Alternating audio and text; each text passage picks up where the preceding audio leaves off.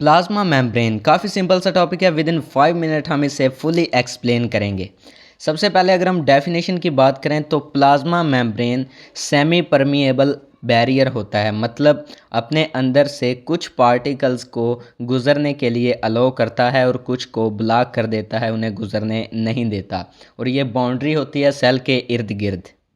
अगर इसके main function की बात करें तो सेल के अंदर और सेल के बाहर जो सब्सटेंसेस की मूवमेंट है उसे ये कंट्रोल करती है प्लाज्मा मेम्ब्रेन या सेल मेम्ब्रेन। नेक्स्ट अगर हम प्लाज्मा मेम्ब्रेन के स्ट्रक्चर की बात करें तो फ्लूइड मोज़ेक मॉडल एक प्रपोज किया था। दो साइंटिस्ट थे, सिंगर और नाइकोलसन। 1972 में ये मॉडल पेश किया गया। इस मॉडल में उन्होंने प्रपोज किया कि जो लिपिड और प्रोटीन हैं वो फिक्स नहीं है, वो मूव कर सकती हैं फ्लूइड की तरह। और मोज़ेक मतलब प्रोटीन के जो मॉलिक्यूल हैं एम्बेडेड हैं, धंसे हुए हैं, जो कि लिपिड की बाई लेयर दोहरी तह के अंदर प्रोटीन के मॉलिक्यूल धंसे हुए हैं। नेक्स्ट अगर हम लिपिड बाइलेयर जो लिपिड की दोहरी तय होती है फ्लूइड मोज़ेक मॉडल में, उसकी बात करें तो ये फॉस्फोलिपिड से मिलकर बनी हुई होती है। इसके अगर स्ट्रक्चर की बात करें तो हाइड्रोफिलिक हेड होता है, मतलब वाटर लविंग। तो इस हेड के जो फेसेस हैं वो आउटसाइड मतलब बाहर की तरफ होते हैं। इसके बाद हाइड्रोफोबिक टेल होती है, मतलब वाटर फियरिंग टेल, तो ये इनवर्ड अंदर वाली साइड पे ये मौजूद होती है। नेक्स्ट अगर हम प्रॉपर्टीज़ की बात करें, जो बाई लेयर है इसकी प्रॉपर्टीज़, तो सबसे पहले इनर पार्ट जो होता है वो हाइड्रोफोबिक होता है, मतलब वाटर फियरिंग, पानी से डरने वाला। ऐसा क्यों कहा गया है? क्योंकि ये प्रिवेंट करता है, बचाता है वाटर सल्यूबल जो पानी में हल होने वाले सब्सटेंसेस हैं, जैसा कि शुगर और अमाइनो एसिड, उन्हें फ्रीली मतलब आज़ादी से गुजरने नहीं देता, उनके लिए रुकावट बनता है।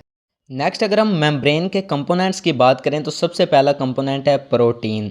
तो प्रोटीन होती है एम्बेडेड, एक तो लिपिड बाइलेयर के अंदर धंसी हुई जो प्रोटीन होती है उसे इंटीग्रल प्रोटीन कहा जाता है, और जो कि सरफेस के ऊपर मौजूद होती है उसे पेरिफेरल प्रोटीन कहा जाता है। अगर हम प्रोटीन के फंक्शन की बात करें तो ट्रांसपोर्ट में ये मदद देती है, अटैचमेंट में मदद देती है, और पहचानने में मतलब सेल को आइडेंटिफाई करने में मदद देती है, और हार्मोन्स को अपने साथ बाइंड करने में, जोड़ने में मदद देती है। इसके अलावा एंजाइम्स मतलब कैटालाइज रिएक्शन के रेट को तेज़ करने के लिए ये प्रोटीन इस्तेमाल होती हैं।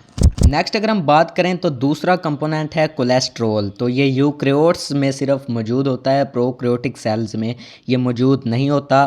तो ये लिपिड बाइलेयर के अंदर मौजूद होता है। फ्लूइडिसिटी ऑफ मेम्ब्रेन को ये मेंटेन रखता है, उसे मूव करने में मदद देता है, मतलब मोबिलिटी में इस्तेमाल होता है। इसके अलावा ये मेम्ब्रेन को बहुत ज़्यादा हार्ड होने से बचाता है जब टेम्परेचर बहुत ज़्यादा कम हो जाता है।